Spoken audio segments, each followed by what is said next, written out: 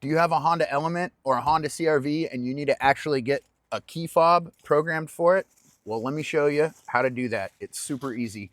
I got this on Amazon. This one's actually for a CR-V. You can see the part number here. Comes with the instructions. The box is messy because my dog ate it. She's a puppy. But it comes with the actual receiver and 2 key fobs. Again, this one's for a CR-V, so it's got a trunk. Parts, they came off of Amazon. I think it was 116 bucks or 130 bucks for this whole set. I'll put a link down below. We're gonna go ahead and hop under the dash now.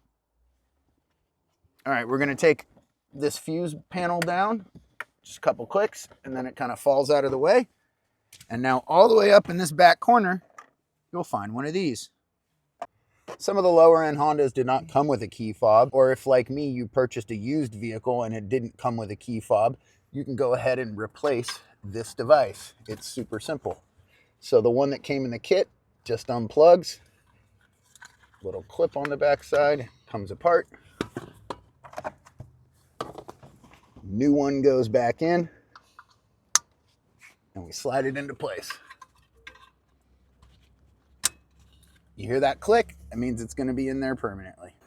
It's supposed to be a 3 times that you turn the key to the on position and you lock it.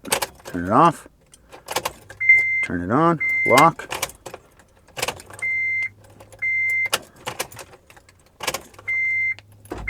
You heard that cycle? That means it locked. Do both of those. Key out, lock, unlock, now work. It's that easy. They're programmed. Again, link down below. This was like 130 bucks for Honda OEM kit, and now this car has key fobs.